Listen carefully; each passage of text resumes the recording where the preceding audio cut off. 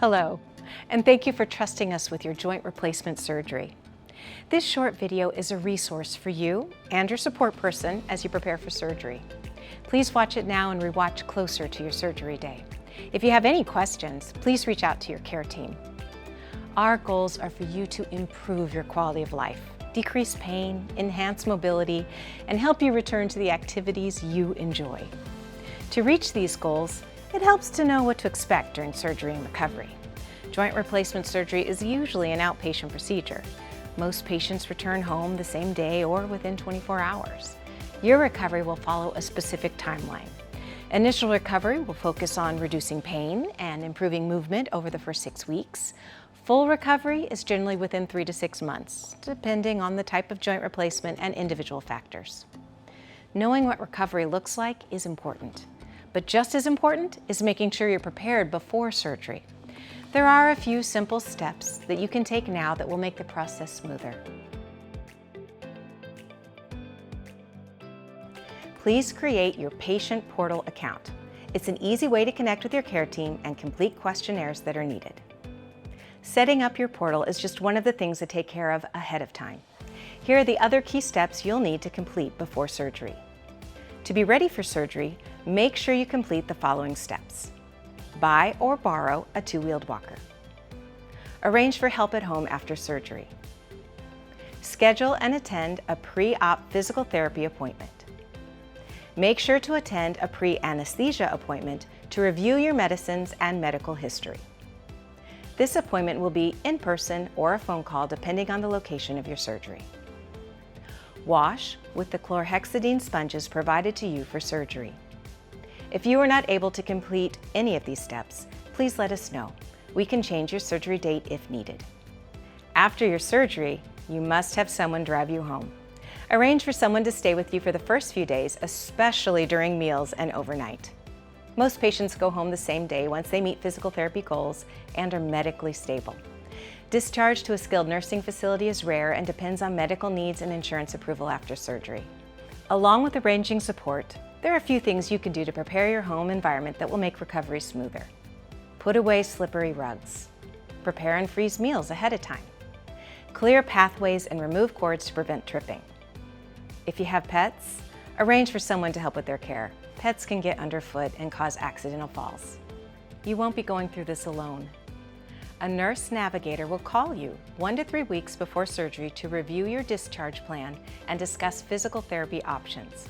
Most people go to outpatient therapy, but if you need in-home therapy, your nurse navigator will help arrange that. While your nurse navigator will help guide the process, there are also some important things you'll need to do starting about 4 weeks before surgery. Stop smoking or using nicotine 4 weeks before and 3 months after surgery. It delays healing and increases infection risk. Do not have any dental work, pedicures, or elective medical procedures 4 weeks before or 3 months after surgery.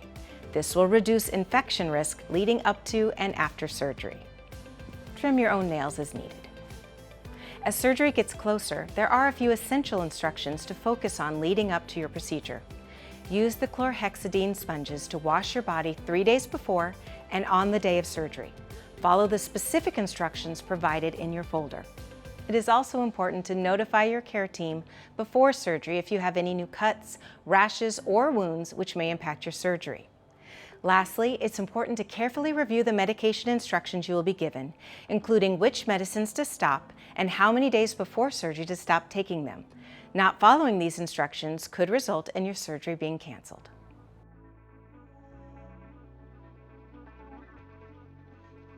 On the day of surgery, it is important to follow the instructions about when to stop eating and drinking. You may drink clear liquids up to 2 hours before arriving at the hospital, but you should not drink any liquids on the way to the hospital. Not following these instructions may result in your surgery being canceled. Once you arrive on the surgical floor and your surgery is complete, your safety is our top priority. Please use your call button anytime you need to get out of bed. Moving early after surgery is crucial to your recovery, and our therapy team will help you with walking, stairs, and movement precautions. As you start walking and participating in therapy, Pain control is important, but some discomfort is expected. Your team will give you a combination of non-narcotics, narcotics as needed, muscle relaxers, and nerve blocks to help keep pain manageable. Aim to keep your pain score below 4 to support healing and sleep. Remember to ask for medicine before your pain level gets high. Along with pain control, quality sleep is important to recovery after joint replacement. While it is common for your sleep cycle to be disrupted after surgery, a regular schedule will help you return to your normal routine. To help with both pain and swelling, cold therapy and elevation are simple but very effective tools. Hip replacement patients should apply ice packs as needed, and knee replacement patients will be provided an ice machine, which is important for recovery. To further reduce swelling, elevate the affected joint above the level of your heart whenever possible, especially in the first few weeks after surgery. After surgery, you'll have a waterproof bandage. Watch for signs of drainage, especially if you notice bleeding to the edge of the bandage or any issues with the dressing, such as peeling edges. If you notice any concerns, please call the office. You may shower if the bandage is watertight, but avoid baths or pools. Clean your hands often and keep the incision area as sterile as possible. At discharge, you will be given chlorhexidine soap to use on days 1 and 2 after surgery. Also, doing deep breathing exercises can help prevent or treat low-grade fever. Another part of keeping you safe after surgery is lowering your risk for blood clots, also called a DVT. To help reduce this risk, your doctor will prescribe a blood thinner for you to take after surgery. Please follow the instructions carefully. To further lower your risk for DVT, we recommend wearing compression stockings, doing ankle pump exercises, and begin moving early after surgery. Remember, if you are discharged with compression stockings and have skin irritation, it is okay to remove them. Now, you may have constipation after surgery from anesthesia and medicines. Drink plenty of fluids and use a stool softener until your digestive systems return to normal. During your recovery, and as part of the normal healing process, most patients have bruising. It can be mild for some, while others it can be quite extensive.